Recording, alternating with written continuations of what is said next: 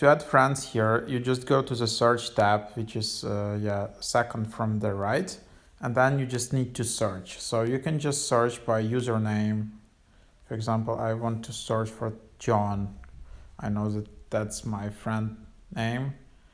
So then I can just add and send a friend. Would you like to send a friend request? And then I just send a friend request.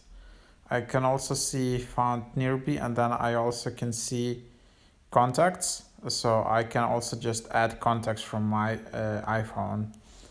And then here is my profile. I will see like I can also change my username so I can be found.